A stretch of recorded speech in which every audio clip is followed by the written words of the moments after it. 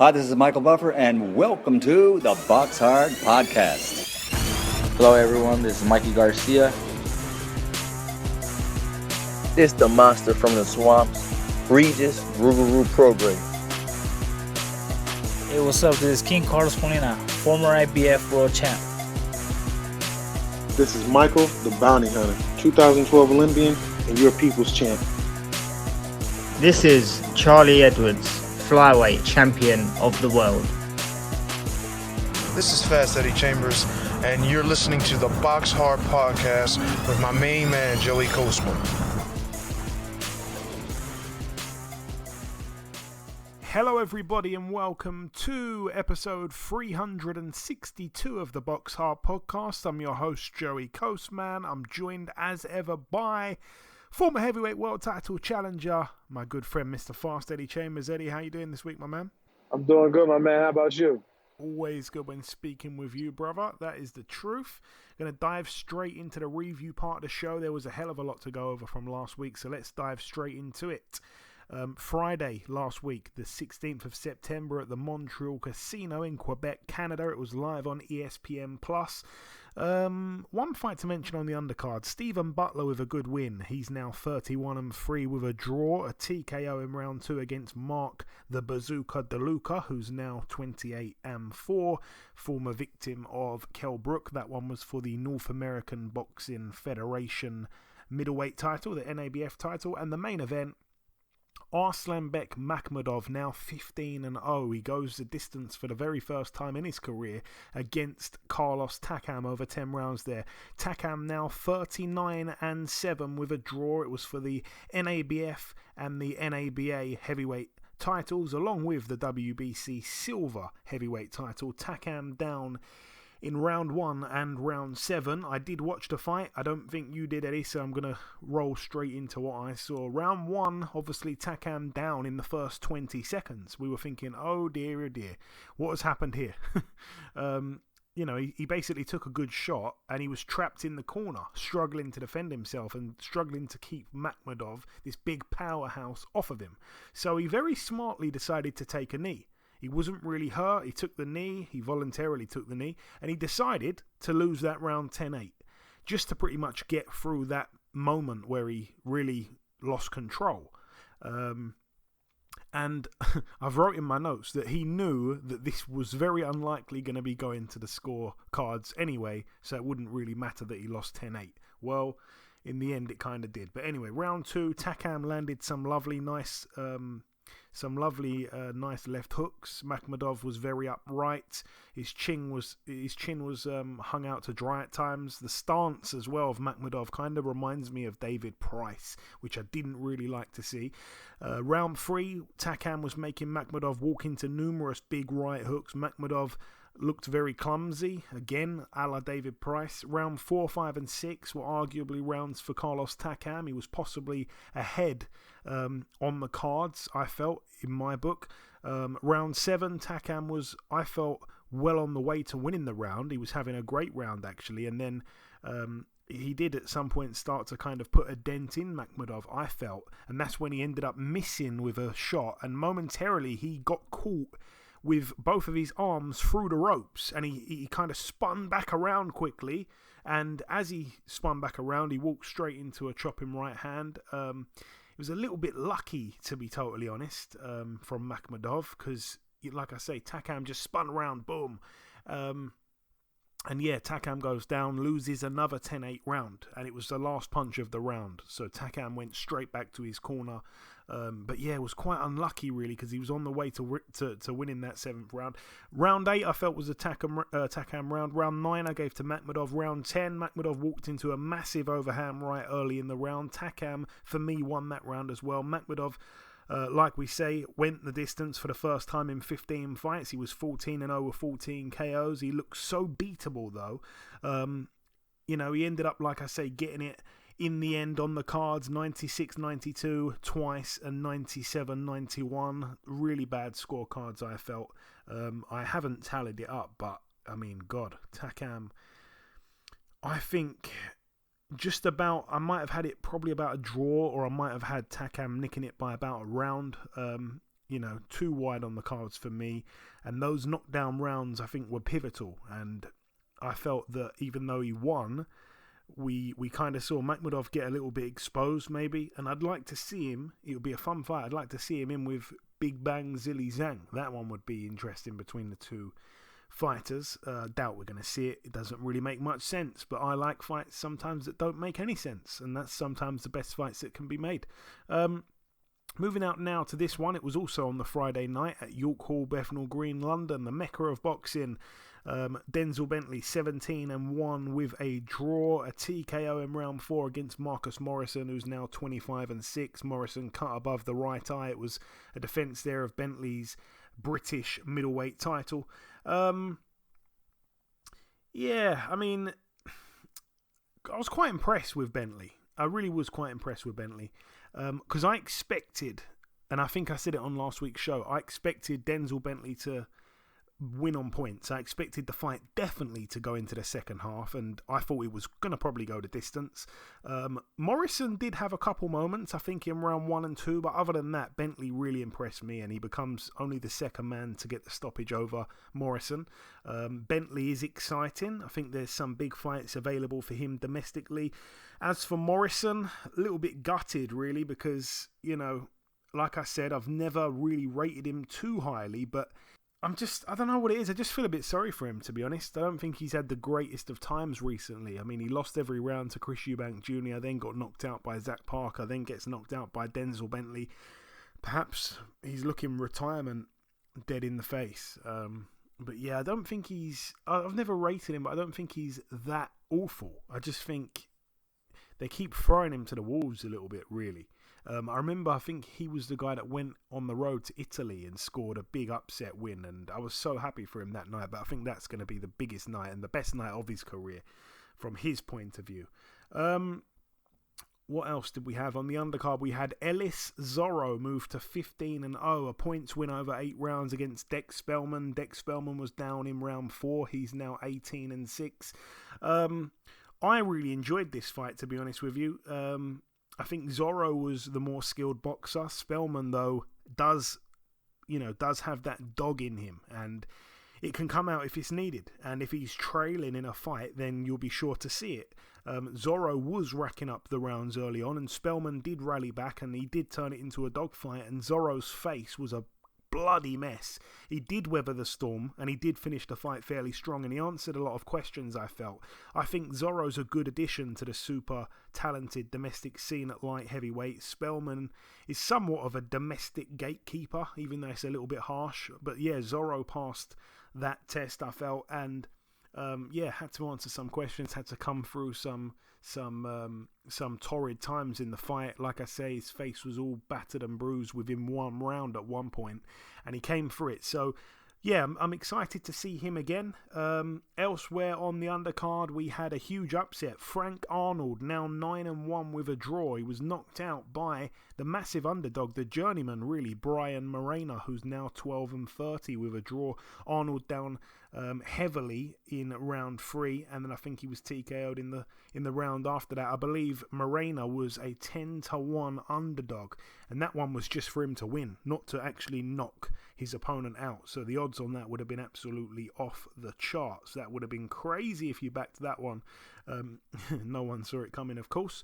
That's about it really for that one. Moving out now to the Emperor's Palace in Kempton Park, South Africa. Over here, this one was on the Saturday night. We had Kevin Lerena, now 28-1, an expected unanimous decision over 12 rounds against the teak tough Marius Wack, who's now 36-9. It was for the IBO Intercontinental Heavyweight title. Complete shutout on 2 cards for Lorena, and the other card 118-110, so very wide in the end, it would suggest, for Lorena. I didn't see the fight. Moving out now to the Bolton Whites Hotel in Lancashire, United Kingdom. This one was live on Channel 5. Good fight really between Gavin Gwynn and Craig Woodruff. It was for the British lightweight title. Gwynn cut above the left eye in the 11th round. Woodruff was a massive underdog, because you take one look at his record, and it was 12-6 going in, and you kind of think, nah, like he's probably not going to beat Gavin Gwynn, but a lot of insiders were saying, hey, this is a really, really close fight here. Do not write Woodruff off. And they were right to say that. It ended in a majority draw, 2 judges having it 114, and Terry O'Connor 116-113 to Gavin Gwynn. So a really good fight, very evenly matched, and the scorecards prove that. So 15-2 with a draw, Gavin Gwynn, and Craig Woodruff 12-6 with a draw. On the undercard, Lyndon Arthur with a TKO win in the 6th round against Walter Sequeira, former opponent of Anthony Yard, now 25-10 with a draw. I always expected this one to go into the second half.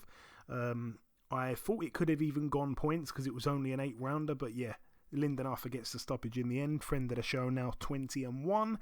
Elsewhere on the undercard, I think he was a late addition to the card if I'm not mistaken, but Troy Williamson now 19-0 with a draw, a TKO in round 6 against David Benitez, who's now 8-8. His corner threw the towel in round 6. Troy Williamson, off the back of that, it seems like he's going to be fighting friend of the show Josh Kelly. I think they're talking about December somewhere in the northeast. No real date 100% nailed down just yet for it, but it's going to be a great all domestic fight there and an all northeast fight there really. So that's going to be really exciting for later in the year, just before Christmas. Moving out now to the big one. It happened, of course, at the T-Mobile Arena in Las Vegas, Nevada, USA. Just to confirm, Eddie, before we get onto this card, you didn't see any of the action that I mentioned before. You didn't see Makhmudov and Takam. Obviously, you didn't see anything in the UK, I'm assuming. Not anything in UK, but I saw a few of the fights on here, on this card, but reception was bad. It was hard for me to actually watch more than a few seconds here and there. So, but I did watch it and I did my best, so I can give some kind of analysis to what happened. Okay, but you didn't see the Takam fight from Friday night, did you? I'm assuming no. No. I didn't. I missed it. Okay, I will proceed then with the T-Mobile Arena Las Vegas card. I'll come to you in a second, Eddie. Going to start with the undercard. Let's start with this one here. A KO win in round 5 for Mark Castro, now 8-0. A win there against Kevin Mendoza, who's now 7-2 with 2 draws. Diego Pacheco now 16-0, a TKO in round 5 against Enrique Collazo, who's now 16-3 with a draw. That one was for the WBC United States super middleweight title. Collazo down, I think prior to the stoppage. I can't remember exactly now. Ali Akhmedov with a win as well. He's now 19-1. He completely pitched a shutout on all 3 judges' scorecards against Gabe Rosado, who racks up his 16th loss. He's now 26-16 with a draw. It was for the IBF North American and WBC Silver super middleweight titles. Good win for Ali Akhmedov, because I said there could be a few demons there from being knocked out by Carlos Gongora, and I think someone with the experience of Gabe Rosado, and someone, I guess, with that kind of don't care attitude. Like, you're not going to phase, nothing's really going to phase Gabe Rosado. So I always kind of felt that if he's a bit worried at any point, Akhmedov, then Rosado will take full advantage of it. But no, Akhmedov boxed a really good fight, looked really good, very impressive. I certainly think he's one to watch in the future. Austin Williams with a win, now 12-0, a unanimous decision over 10 rounds against the UK's Kieran Conway, now 18-3 with a draw. It was for the WBA International Middleweight title. Conway down in round 9, scores of 97-92 twice and 96-93. I think fair scorecards really in the end. We always knew what we were going to get from Conway. Is extremely, extremely tough. Was never going to get steamrolled. I always thought that Austin Williams would win on points, and he did. Elsewhere on the card, Bam Rodriguez, now 17-0, a unanimous decision over 12 against Israel Gonzalez, who's now 28-5 with a draw. It was a defense there of Rodriguez's WBC World Super Flyweight title. Bam Rodriguez actually deducted a point in round 8 for a low blow. I think he landed about 2 or 3 in that round.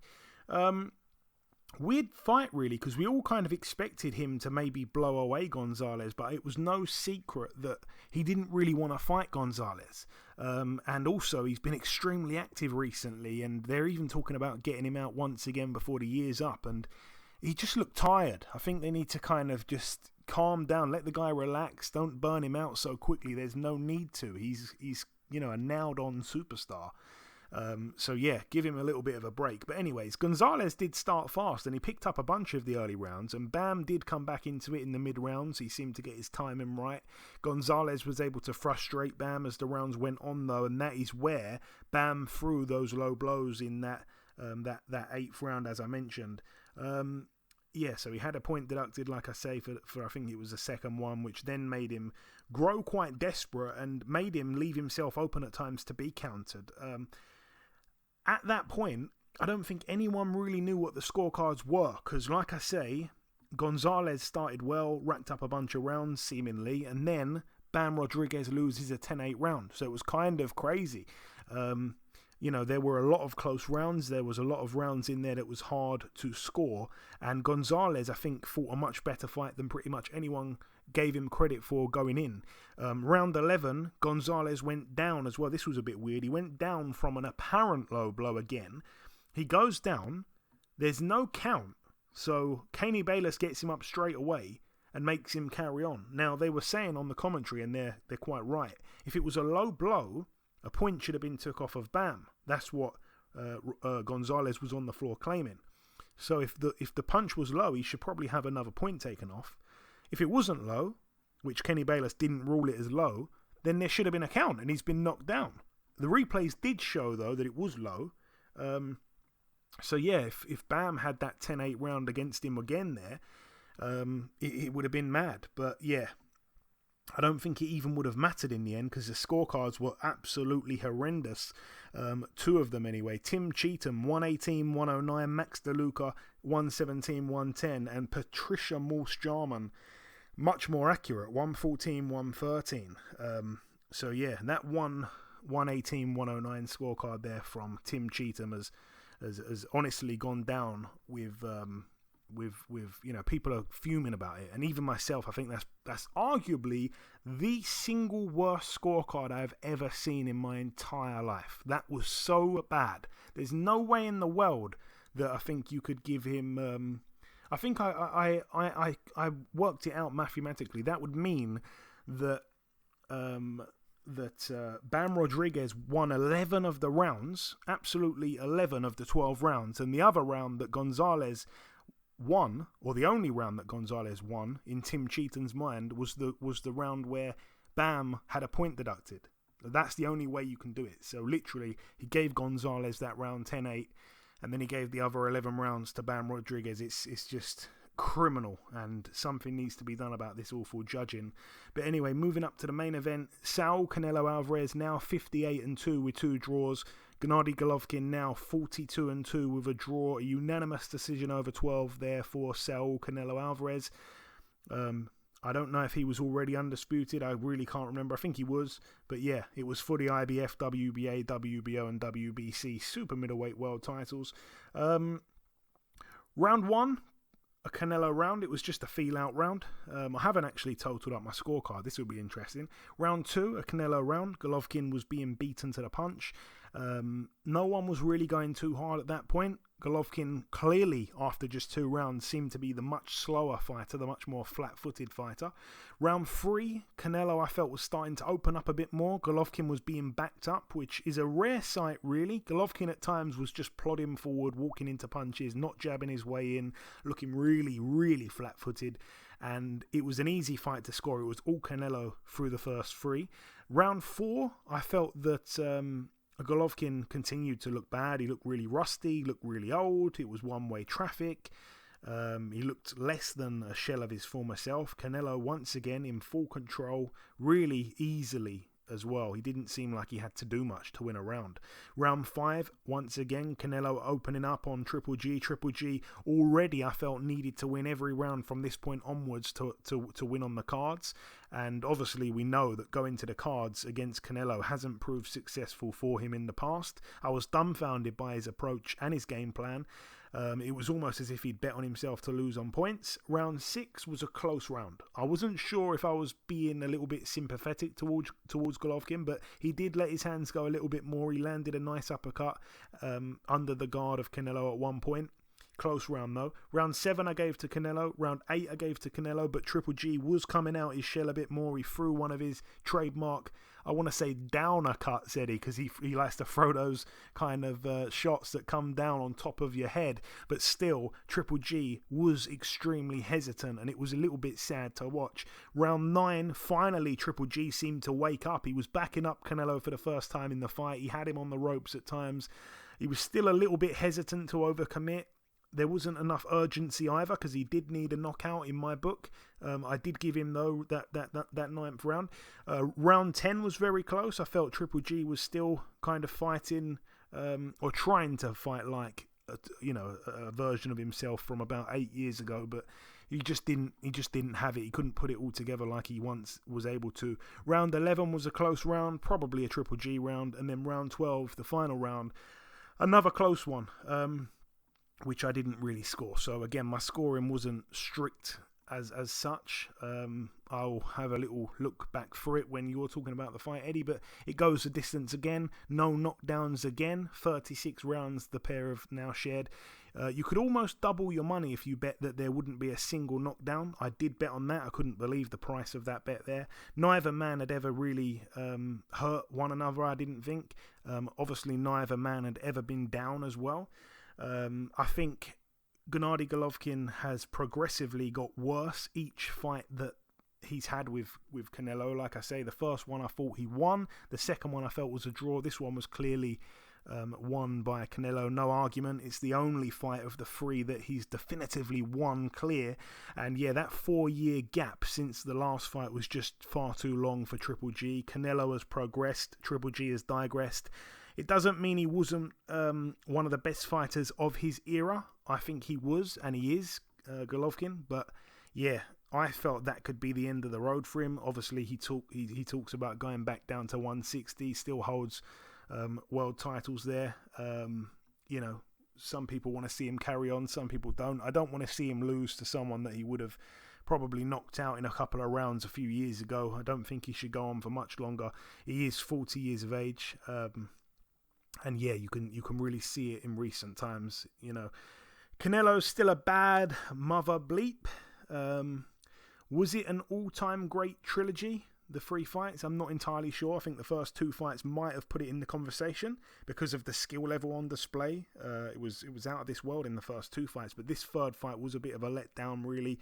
Of course, I didn't buy the pay-per-view. It was quite a bad card all in all, as far as pay-per-view undercards go. But yeah, really weird to see the scorecards really close as well. I think on the scorecards it was the closest fight of the 3, which is absolutely absurd. But anyways, what did you make of it, Eddie? And the entire card? Yeah, thanks, Joe. I think I've seen the majority.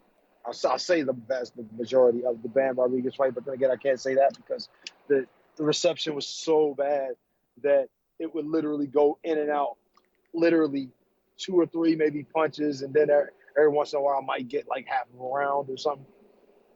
But it looked exactly as you said with Bam Rodriguez, that you didn't know what the heck was going on. You didn't really know who was winning. Bam was doing some good things. He showed, his ability. But this guy came to fight.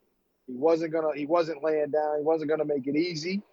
He did some crafty things himself, landed some good counter shots. But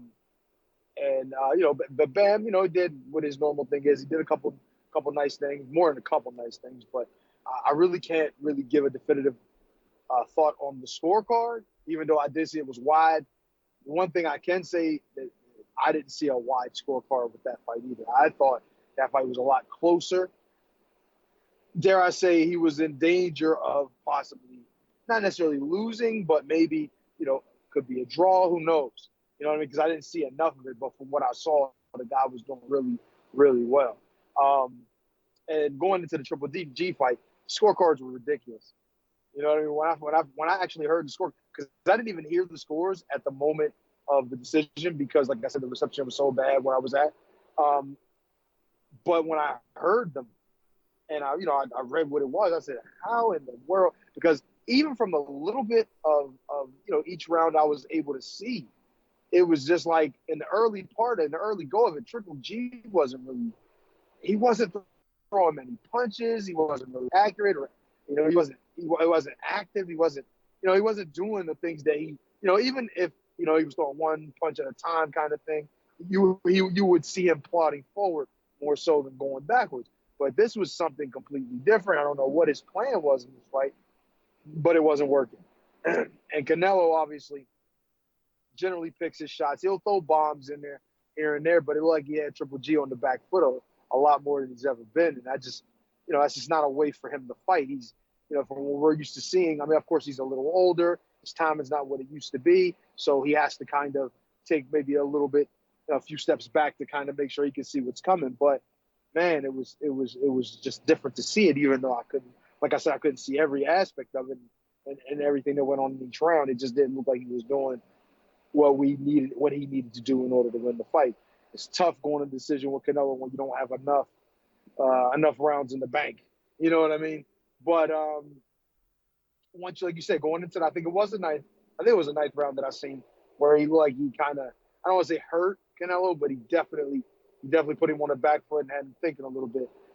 He was being a little busier. He was showing the Triple G of old a little.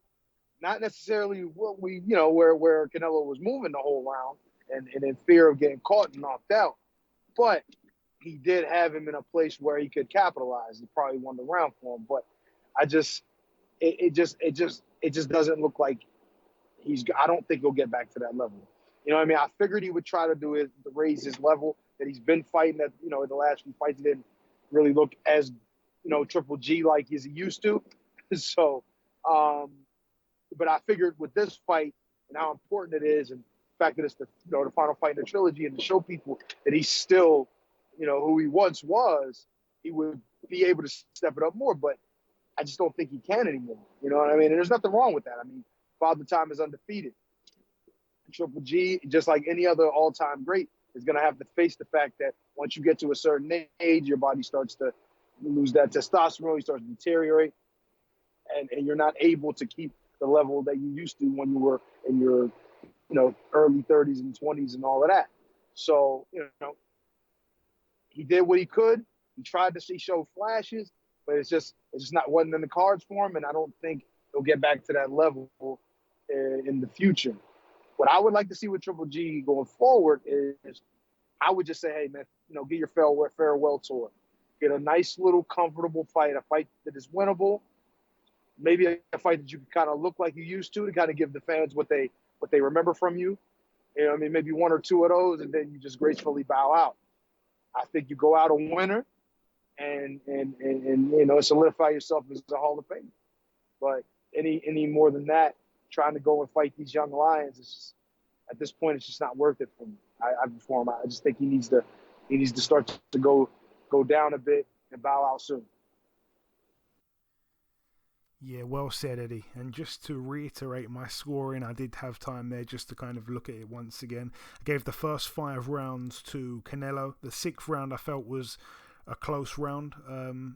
Round 7, Canelo. Round 8, Canelo. Round 9 I gave to Triple G.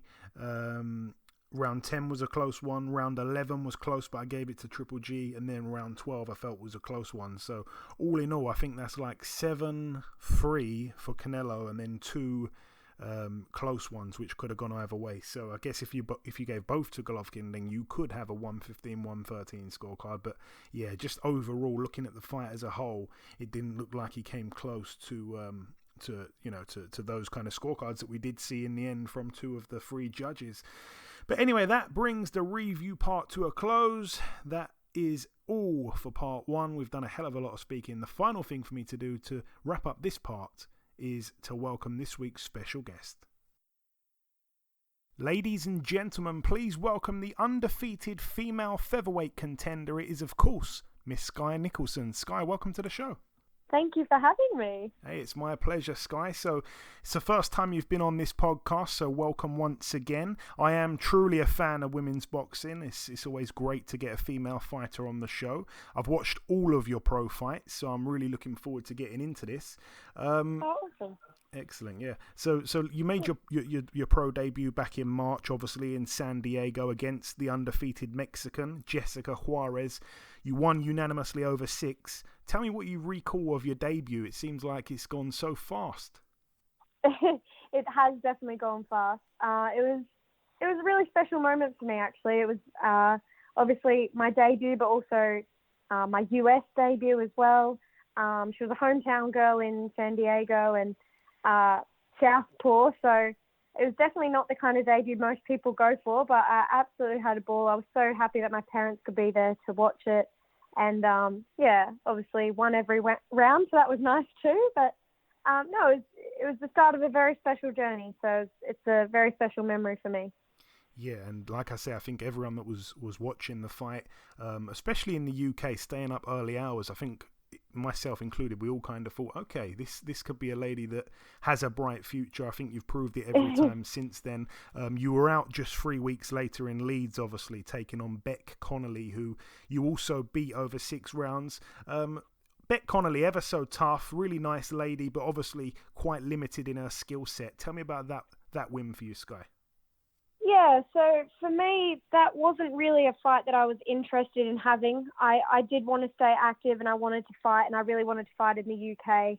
But obviously it was quite short notice and a short turnaround, so the options for opponents were quite limited, especially to get someone with a decent record, obviously on a few weeks' notice. So I took what I could and I used it as a learning fight. I tried to adapt and change my style a little bit and do things a little bit differently from the first fight, and I felt like I did that. I'm obviously very new to the game, the pro scene anyway, and I'm working with a brand new team. We'd only been together 6 weeks before my debut, so no, it was good. It was a good learning fight for me, I think, and I'm grateful for that extra fight that I got to have, because obviously not many people fight back to back 3 weeks after their debut and go again. So I was grateful for the opportunity and to box in front of a very energetic and loud crowd. Yeah, absolutely. Especially, as you say, fighting twice in 3 weeks from your debut to your second fight on both sides of the Atlantic, of course. 5 weeks after that, you're back in the States. This time, the big one. You're fighting, obviously, at the world-famous Madison Square Garden on that Taylor Serrano undercard. What a fight card to be a part of. Another 6-round unanimous decision win, this time over Shaniqua Davis. You had her down with a beautiful 1-2 in the final round. I bet you wish that was a 3-minute round. Oh, I know. I at least wished it was an 8-rounder, because I felt like I did take a while to warm up. I'm not sure if it was, I guess, the whole kind of experience and the night that I was fighting on, the history kind of making night for women's boxing, but maybe a little bit of a slow start, and I really wished it was 8 rounds when I put her down at the end of the 6th, because I didn't need too much longer, I think, but again, another really good learning experience. Obviously, a great memory to be boxing on such a history-making night and being a part of that history. Yeah, for sure. And then, of course, your most recent fight, which was now just over 3 months ago in Wales, in Cardiff, on that Ogawa Cordina undercard. You stepped up to 8 rounds. You picked up a points win over Gabriela Bouvier. Tell me about that one briefly as well. It was obviously good to bank another bunch of rounds. Yeah, a really good experience again. Obviously, getting an 8-rounder in. I'd only been pro for, 3 months or something at the time. So, no, I was happy with that. She was a former world champion, a winning record, and an experienced, seasoned pro. So, no, really good rounds to bank. I feel like those first 4 fights off the cuff were like really good learning months for me, and I felt like it really helped me grow as a boxer and an athlete. And Skye, tell me, and for people that don't know as well, how did your move to the UK even come about? I mean, how did you end up at the iBox gym of all places training under Eddie Lamb? It was all a bit random, really. I came back from the Olympics and turning pro really wasn't ever on my radar. I hadn't written it off completely, but it wasn't really something I was considering or in a rush to do. It's always been about the Olympic gold medal for me, and obviously just falling short of a medal in Tokyo. Like, I basically had my sights set straight on Paris 2024.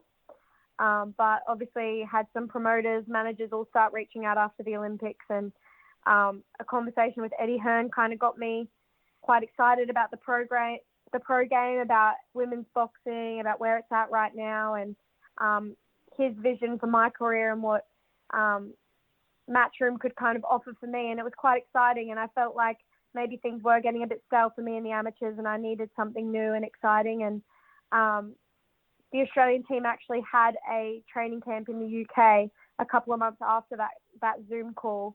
So I actually, it all kind of happened then. At the end of last year, I was over here in the UK for a training camp, an amateur boxing training camp, and I met my manager, Paul Reddy. I met Eddie Hearn.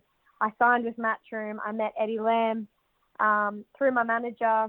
And, just the first time I was in the iBox gym, I just clicked with everyone. I felt like this is where I wanted to be. This is where I needed to be for my boxing. And, just kind of then and there, that was in November, decided to make the move and make it happen. And, fast forward to January, I moved here. And I had about 6 weeks training with my new team in a new country on the other side of the world, and went over to the US and won my debut. It's really cool and interesting to listen to that, because obviously I'm from the UK, and even myself, when I was on my way to the iBox gym a few weeks ago, I must have gone up and down that road about 10 times looking for it. So I wondered how you found it, but that's incredibly cool. A very little random corner of the world. Exactly. Yes, exactly. But no, I was at the gym a few weeks ago watching Archie spar, and I got talking to Eddie Lamb as well. Really nice guy, of course. Let's talk about your upcoming fight. It's set for October 15th back home, I guess, in Australia. Your first pro fight, like I say, back home, so to speak. This will mark 5 fights in 3 countries, all within 8 months. You'll be stepping up to 10 rounds for the first time. You'll be boxing for the Commonwealth Featherweight title against Krystina Jacobs. Before we get into the fight itself, tell me what it will mean for you to pick up this title, the Commonwealth title. Obviously, you won a Commonwealth Games gold medal as an amateur. Your late brother also, of course, medalled at the Commonwealth Games.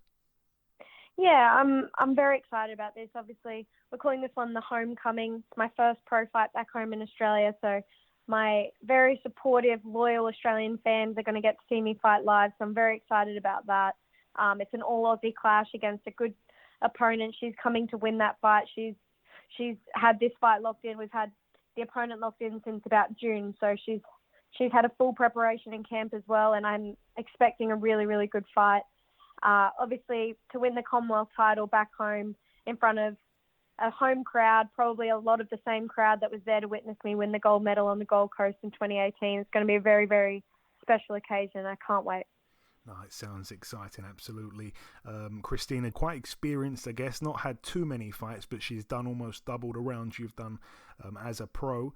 Will we see a different kind of Skye Nicolson this time? Obviously, we've seen you show kind of a lot of different looks, a lot of different moves. Your feet are incredible. We've seen how you can move around the ring. Are we going to see something a bit different because it's back home? Is there some kind of urgency to do something, maybe go the extra mile, maybe get your first stoppage?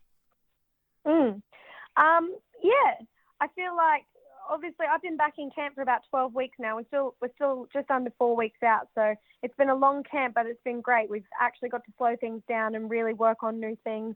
We've definitely changed my style a little bit. I'm sitting down on my punches a lot more. I've done an amazing strength and conditioning camp. I feel in the best shape of my life, still 4 weeks out now, and I really, really want to show that in this fight. I've been having some amazing spars. My engine is unbelievable, and I just feel like we're just going to see whole new levels in this fight, and I'm very, very excited to be able to do that back home. Excellent, excellent. And women's boxing as a whole right now is probably on fire more than ever. How happy are you to be a part of it right now while it's hot? And also, who are some of your personal favourite female fighters right now, Skye? Oh, it's amazing to be a part of it. I feel like such a big honour but responsibility to be a role model for that next generation of girls coming through, to keep growing the sport, to keep seeing that depth and the improvement, like the skill level and that we're seeing now in women's boxing is unbelievable compared to 10 years ago, 15 years ago. I think the women's fights are stealing the show a lot of the time these days, and it's really, really exciting. So I'm very, very, very happy and proud to be a part of the movement and the growth of women's boxing. I think probably my favorite female fighter would be Katie Taylor. She's obviously the generation before me. So when I was 12, 13, 14, she was the star that I was looking up to. And even now still as a pro, she's the star that the girls are looking up to. So it's been a long time for me that she's been a great role model in the sport of boxing, but also as a person outside of the ring. You can't really fault her, and she's an icon for women's boxing. Yeah, well said, absolutely. And a little bit of a controversial question in some ways, but your fellow Aussie female boxer, Ebanie Bridges, certainly seems to divide opinion. In your opinion, Skye, is she good or bad for boxing itself? I don't think she's bad for boxing at all. I think she's using boxing to express herself. She's actually a really smart businesswoman, what she's doing. And I think if you're doing the hard work, you're getting in there, you're having entertaining fights, you're winning world titles. So what if she wants to wear what she wears on the scales? I think everyone can do what they want to do. And if that's if that's what she wears and that's what she wants to do, and she's definitely got lots of extra fans from it. So good on her, I guess. Each to their own, you know. Yeah, no, I think at first everyone kind of, looked upon her a little bit negatively. Then we saw her fighting style. Then we were like, hey, she doesn't mind a war. She is quite exciting. Then now she's got a world title. So I think little by little, everyone's starting to say, hey, she's actually, a good boxer. She's not just something to look at, I guess. Yeah. And if you see the improvements she's made, she's moved herself to the other side of the world to train in the UK as well now. Yeah. And you can see in her fights the improvements she's made. She's working hard. She's putting in the hours in the gym and she's reaping the rewards for it. So, I don't think you can say she's bad for boxing at all. She's getting eyes on the sport and she's winning world titles. So, hats off to her.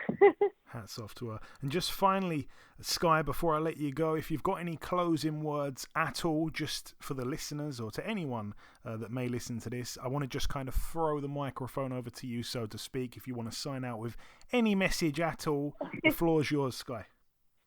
Thank you. Thanks for listening. Thanks for all the support. Tune in live on DAZN around the world, Saturday the 15th of October, my first title fight. It's definitely not going to be one to miss.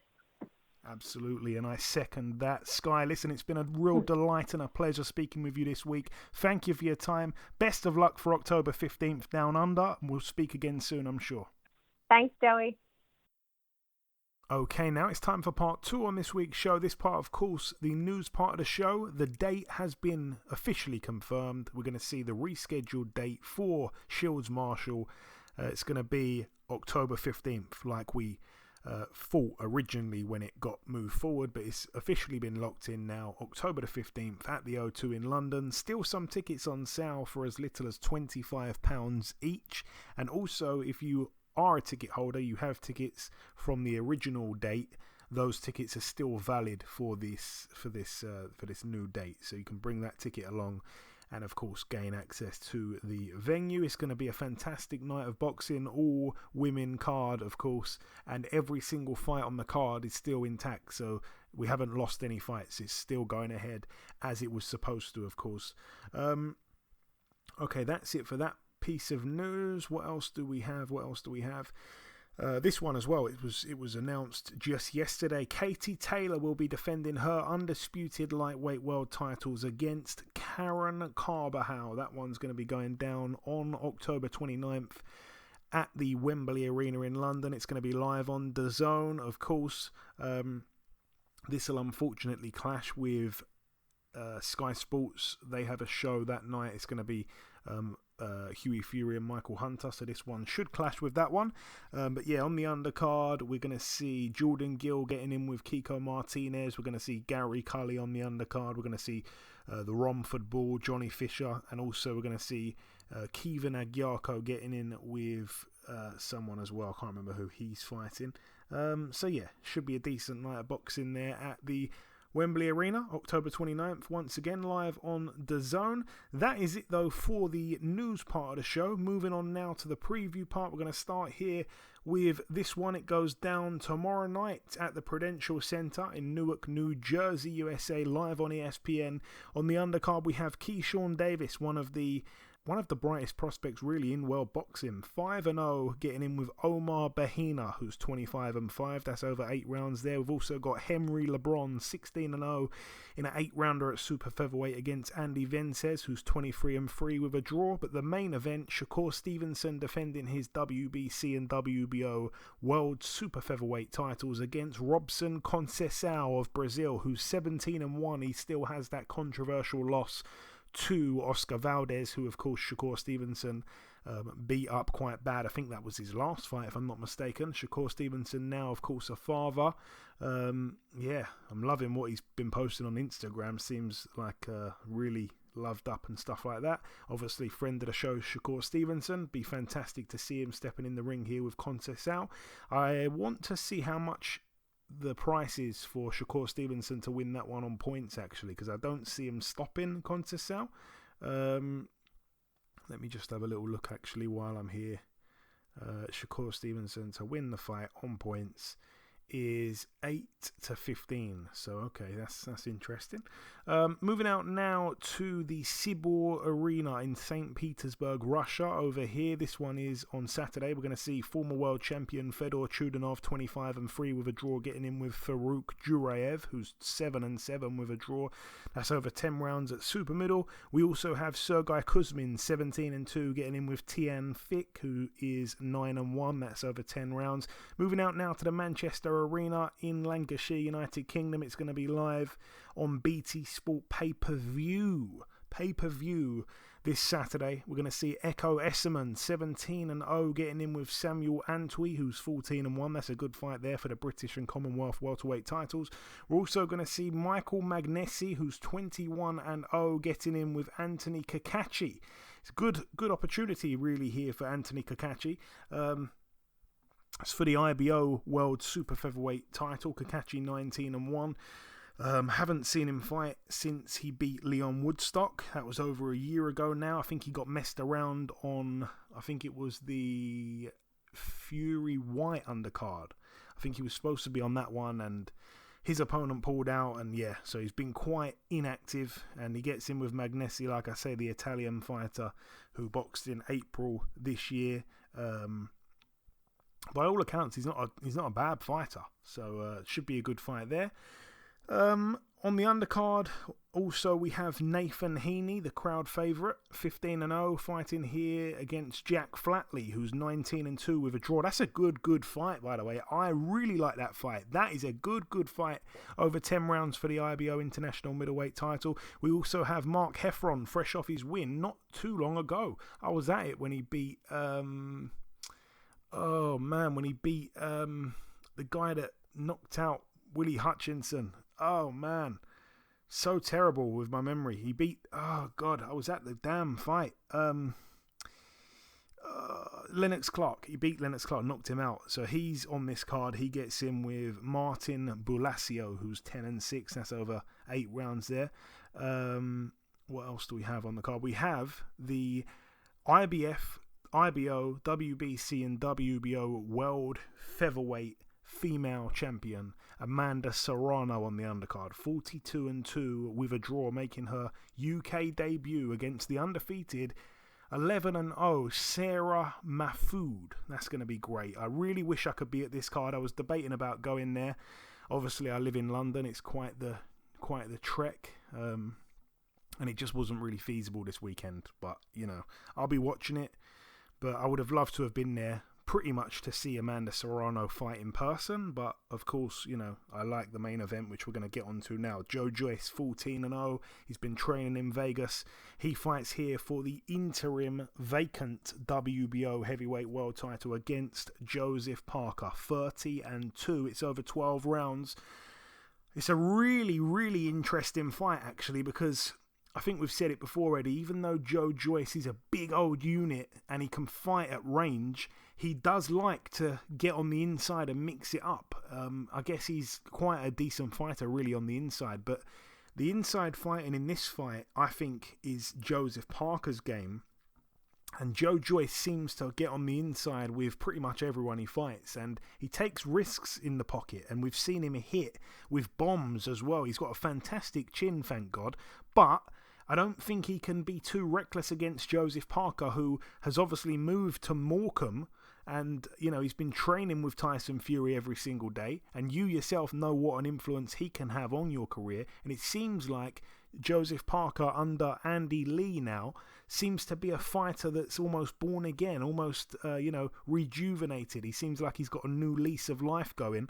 How do you see the fight playing out? Because I think that's a really interesting thing there for Joseph Parker. Yeah, facts. I really, really, really do think. Honestly, this is no disrespect to him. I think he gets the job done, but I've never been a huge fan of what Joe Joyce looks like. It's not necessarily aesthetically pleasing to me. Maybe it's just me. But he gets the job done. Yeah, typically he's more of an inside guy, but and he's been in there with a few fighters, like with now a champion, I think, of the WBA. What's my man's name? Dubois, Daniel Dubois, right? I think he's been in guys like that who are powerful and strong, but yet lack certain levels of experience and not really, don't get me wrong, he's been in there with guys with experience as well, maybe a little past it, but still with experience, but not to the magnitude of somebody who's in their prime, like a Joe Parker, who's, right now his calling card, especially in a fight with Joe Joyce, would be on the inside. Seems to be a bit sharp, a good bit sharper, a little, a good bit faster, to the punch. Understands, what it takes to win. He's been a champion before. I feel like this is really going to be a true test for Joe Joyce. It's going to be something like, a lot of people will look at him and maybe let's just say me, look at him and say, man, sometimes I just don't understand how he wins these fights and blah, blah, blah. But he does it. And this one is going to be one that's going to really say, damn, if he can win this fight, say if he's able to stop him, that would be a really, really big step forward for him. And then I think he would be on deck for a world title. You know what I mean? There's no doubt about it. But I think, and it's that with Joe Parker being up there with Tyson, trust me, I'm going to tell you, and I know he's experiencing some of the toughest sparring you'll ever have if he's working with Tyson in a camp setting right now. It's really difficult. I can only explain it from my end. I'm obviously not Joe Parker, so I don't know what the feel is for him, but it's an extremely tough thing to deal with because he can come forward, he can move, you know what I mean? He boxes from the outside. He goes, like I said, coming to the inside. He got super long arms, you know what I mean, that he can fight you with from outside, or he can get close and still be able to land a body shot. It's a really difficult thing. So if he's able to work with that kind of guy in camp to prepare for what he's going to face in Joe Joyce, I think I would give the edge to Parker having that kind of camp. I don't know if he's actually sparring with Tyson. I don't know if Tyson's, helping him out for this or not. But if he is, it's definitely a leg up on the competition for sure. To have one of the top fighters in the world, maybe one of the top fighters of all time in the heavyweight division, is helping you out in camp. So Andy, obviously, and like you said, Joe Parker has been looking a lot better recently with Andy Lee at the helm. Andy Lee was a really, really good fighter, top level guy, crafty, smart. Obviously, that's going to help him in this fight as well. But I don't want to, overshadow Joe Joyce like he's not the guy that's fresher and, got it, like he doesn't have a huge upside in this situation, because he does. Maybe aesthetically he might not be the best look, but neither was George Foreman. And look what George Foreman did in his career. So it's a fight I'm excited about seeing. You know what I mean? Whether I like the look of one of the fighters or not. I mean, style-wise, not the physical look. But I'm still very excited about it. It means a lot for the heavyweight division going forward. I think Joe Joyce is a good ambassador, as well as Joe Parker, for the sport. There's disdain but respect between the two. I don't think they hate each other, but it's just, one guy's in your way, so you got to knock him out the way. So, but it's an exciting time, or it's an exciting fight for this division. So, I'm looking forward to seeing, what both guys are going to do tonight in the fight. Yeah, I have to say I'm looking forward to it as well. I really am. I'm really excited about the main event and the Amanda Serrano fight, of course. But yeah, the main event, I mean, Joseph Parker's been on this podcast many times. Really, really, really, really good guy. I've got a hell of a lot of time for Joseph Parker.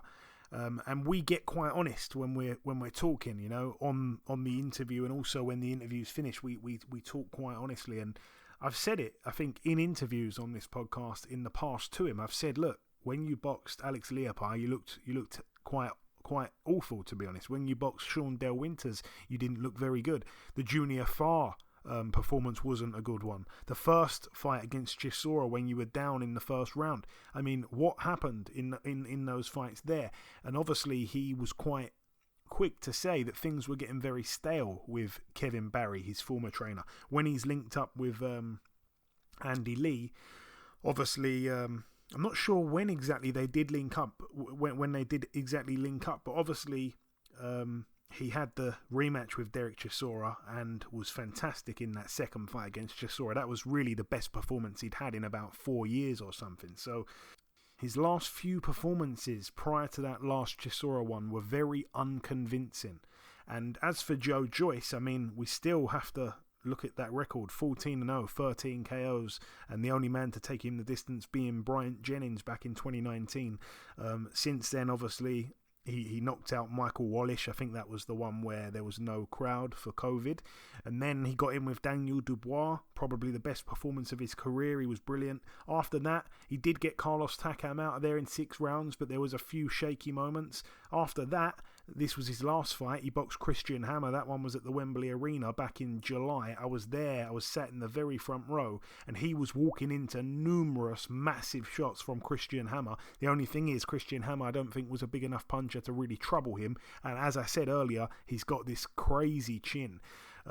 So yeah, I think if he makes mistakes like that against Joseph Parker, or allows Joseph Parker to walk in and obviously, fight on the inside and make it rough and stuff like that, I think that's going to work against him. Having said that, I think if Joe Joyce sees you as a threat and really believes that you can cause him trouble, like he did against Daniel Dubois, I think he can perform a lot better. I think he's a guy really that has to have a little bit of fear in him for him to be at his best. And that's what we saw against Daniel Dubois, and that's what we've seen in glimpses in other fights and stuff like that. I think he will look at Joseph Parker and respect him much more than he's respected a lot of his other opponents. But we're going to have to wait and see what version of Joe Parker turns up, because he does seem to be a very happy fighter. And as the saying goes, a happy fighter is a dangerous fighter. All the best to both men there. Moving out to the final card to mention, it takes place on the same night. Unfortunately, it clashes with the BT Sport pay-per-view card. This one's going to be on DAZN. It's going to completely clash. It was supposed to be Lee Wood against... what's that guy's name again? Oh, my goodness. Anyway, Lee Wood's off the card, but the fight still goes down in Nottingham. The fight card itself without the Lee Wood and Maurizio Lara fight. That was the guy's name. So, yeah, the undercard still goes ahead. We're going to see... It's a bit of a kind of...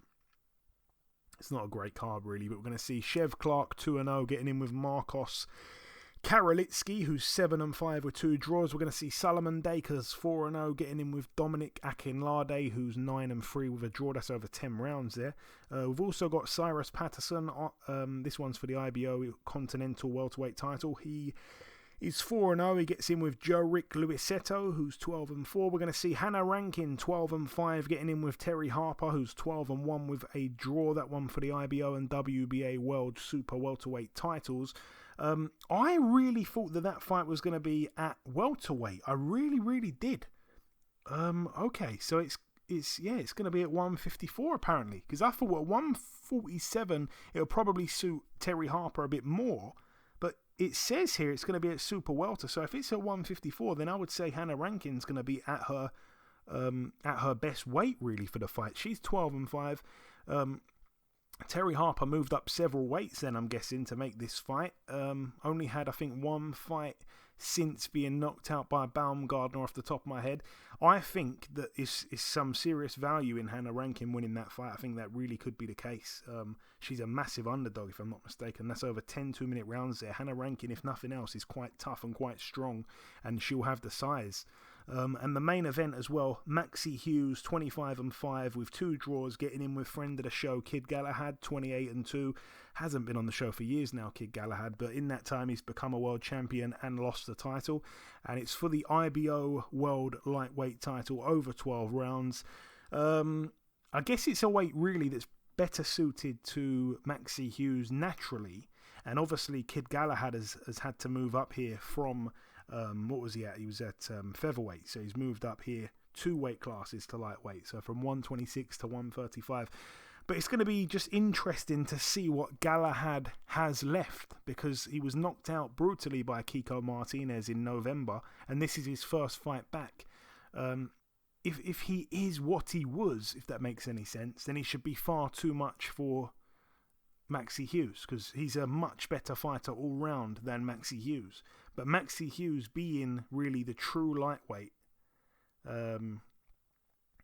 being in some fantastic form as well, hasn't lost a fight for almost 4 years now. He's on a heck of a run. Obviously beating the likes of John O'Carroll, Giovanni Straffon, Ryan Walsh, Paul Hyland Jr. He's in such fantastic form. So it's at the best time for him, and it's at the worst time for Kid Galahad, and it's at the best weight for Maxie Hughes, and perhaps not the best weight for Kid Galahad. So there's a lot of tangibles here, and I'm really excited to see how it's going to play out. But we shall see. It's going to be an absolute cracker. But anyway, that is the preview part finished. In part 1, we did the review part. Then we welcomed our special guest. In part 2, we did the news part, and I've just wrapped it up with the preview part. The final thing for me to do is to come in with the outro, which I'll do in just a few seconds. Okay, and this wraps up episode 362 of the BoxHard Podcast. I've been your host, Joey Coastman. Eddie Chambers has been with me for the duration of the show. A huge thank you to our special guest this week, the undefeated female featherweight contender, Skye Nicolson. The biggest thanks of all, though, goes out to you, the listeners. There has been just one piece of news break whilst we've been recording the show, and that is that the undercard has been announced for Chris Eubank Jr. against Conor Benn. On the undercard, we're going to see Galal Yafai defending his WBC International Flyweight title against Gohan Garcia. We're going to see Lyndon Arthur back out again, even though he fought on the weekend. We're also going to see Felix Cash getting in with the undefeated Conor Coyle. We're going to see Harlem Eubank getting in with the undefeated Spaniard David Martin. We're going to see Ellie Scottney getting in with Mary Romero for the European Super Bantamweight title. We're also going to see return to the ring for Shannon Courtney, who's been out for about a year. She gets in with Gemma Rugg. But yeah, that's about it really for that undercard. That's the main names at least. Remember, that one goes down in London on October the 8th. But yeah, that's about everything from myself. I hope you've enjoyed this week's podcast. Enjoy your weekends, people. Stay safe, and we shall see you this time again next week.